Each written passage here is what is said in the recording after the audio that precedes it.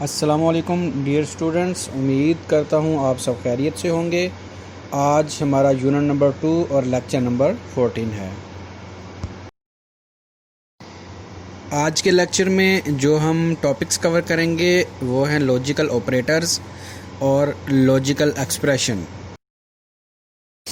Logical operators are use to combine two or more statements.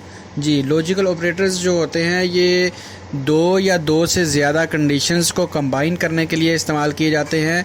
तो यहाँ पे अब एक एग्जांपल लेते हैं जिसमें हमारे पास दो कंडीशंस हैं। पहली कंडीशन है ए ग्रेटर बी और दूसरी कंडीशन है ए ग्रेटर सी। तो अब इन दोनों को अगर हम कंबाइन करके एक ही स्टेटमेंट के अंदर लिखते हैं तो एंड ऑपरेटर इसके अंदर इस्तेमाल करते हैं हम, तो कंडीशन कुछ इस तरीके से बनेंगी, a greater b and a greater c. तो यहाँ पे दो कंडीशंस को कंबाइन किया जा रहा है बाय यूजिंग एंड ऑपरेटर। इसके अलावा जो हमारे बेसिक तीन तरह के ऑपरेटर्स हैं उनमें एंड ऑपरेटर है जो अभी हमने यूज़ किया, और ऑपरेटर है और नॉट ऑपरेटर है। तो ये तीन ऑपरेटर्स होते हैं जो लॉजिकल ऑपरेटर्स कहलाते हैं और ये कंडीशंस को कंबाइन करने के लिए इस्तेमाल किए जाते हैं। And operator is use to evaluate two conditions in one statement. And operator दो कंडीशंस को एवेलुएट करने के लिए इस्तेमाल किया जाता है। अब इसकी वर्किंग देखते हैं किस तरीके से होती है। नेक्स्ट स्टेटमेंट इसकी है, the result will be true if both conditions will true. मतलब ये हुआ कि वो जो दो कंडीशंस हम एंड ऑपरेटर के ज़रिए कंबाइन कर रहे हैं, अगर उन दोनों स्टेटमेंट का आंसर ट्रू होगा तो पूरी स्टेटमेंट का आंसर ट्रू होगा। अब ये नीचे एक स्टेटमेंट जो है वो दी हुई है टेबल के नीचे, जिसमें ए ग्रेटर 10 है और दूसरी हमारे पास जो कंडीशन है बी ग्रेटर 10 है। अब ये इन दोनों कंडीशंस को कंबाइन किया जा रहा है एंड ऑपरेटर के ज़रिए। तो एंड ऑपरेटर की फंक्शनैलिटी क्या है? एंड ऑपरेटर उसी सूरत में ट्रू आंसर देता है अगर दोनों कंडीशंस का आंसर ट्रू हो। मतलब ये कि ए ग्रेटर 10 ये भी सही हो और बी ग्रेटर 10 ये भी आंसर सही हो, देन पूरी स्टेटमेंट का आंसर ट्रू होगा। अब ये टेबल में ऊपर देखें, टेबल में हमारे पास 4 कॉलम्स हैं। पहले कॉलम में कंडीशन 1 लिखा हुआ है, फिर ऑपरेटर है, कंडीशन 2 है, रिजल्ट है। तो कंडीशन 1 अगर हमारे पास फॉल्स है, उसके बाद एंड ऑपरेटर का इस्तेमाल किया गया और उसके बाद कंडीशन 2 है वो फॉल्स है, मतलब ये फॉल्स एंड फॉल्स, तो रिजल्ट क्या होगा? फॉल्स होगा। इसी तरीके से कंडीशन 1 में फॉल्स है, कंडीशन 2 में ट्रू है, इन दोनों को एंड ऑपरेटर के ज़रिए कंबाइन किया जा रहा है तो फॉल्स एंड ट्रू, इसका आंसर भी फॉल्स होगा। उसके बाद थर्ड कंपैरिजन देखते हैं, ट्रू एंड फॉल्स, ये भी फॉल्स होगा, ट्रू एंड ट्रू ये ट्रू होगा। तो अब यहाँ पे देखें, एंड ऑपरेटर के साथ दोनों कंडीशंस ट्रू होती हैं तो आंसर ट्रू होता है, अदरवाइज बाकी तमाम सूरतों में आंसर जो होगा वो फॉल्स होगा। Or operator is use to evaluate two conditions in one statement. ये भी दो कंडीशंस को एक ही स्टेटमेंट में एवेलुएट करता है और operator. The result will be true if any one condition will true.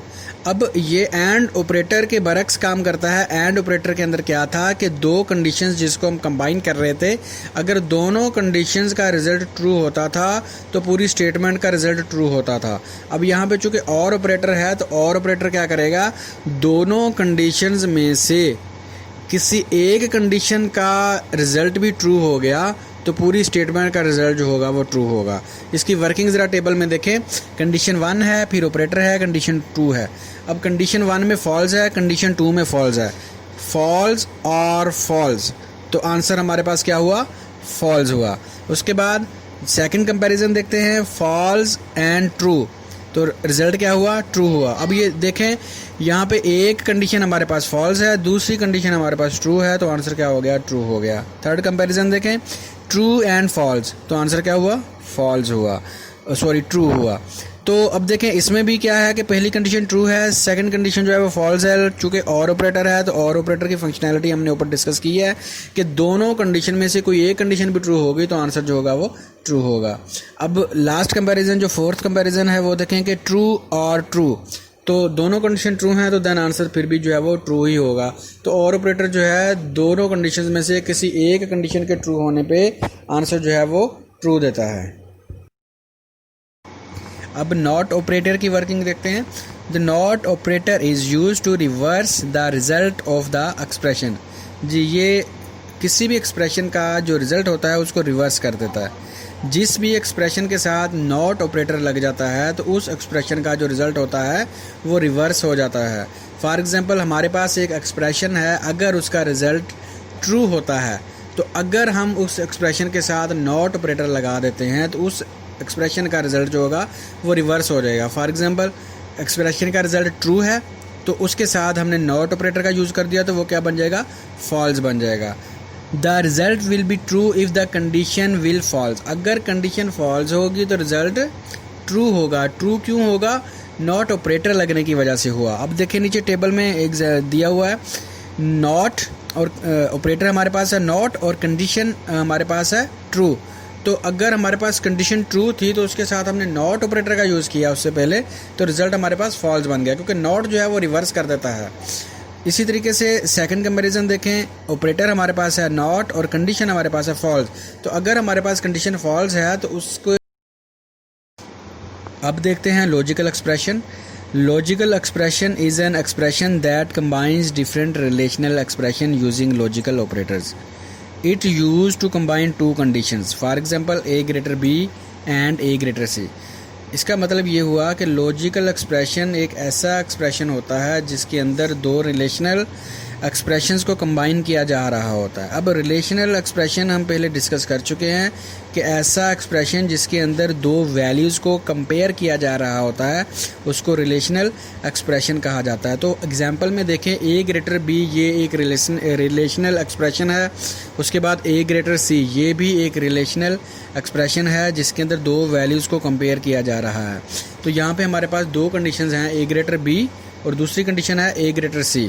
तो ये दोनों जो है वो हमारे पास रिलेशनल एक्सप्रेशन है। हम इन दोनों रिलेशनल एक्सप्रेशंस को हम कंबाइन कर रहे हैं लॉजिकल ऑपरेटर के ज़रिए, और जो लॉजिकल ऑपरेटर यहाँ पे यूज़ हो रहा है वो एंड ऑपरेटर है।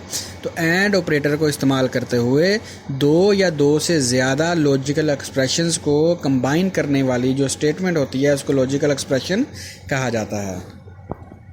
तो यहाँ तक हमारा आज का टॉपिक ख़त्म हुआ स्टूडेंट्स। इस टॉपिक को आपने याद करना है, बहुत इंपॉर्टेंट टॉपिक है और ये एग्ज़ाम पॉइंट ऑफ व्यू के हवाले से भी बहुत ज़्यादा इंपॉर्टेंट है। ये लॉजिकल ऑपरेटर्स ये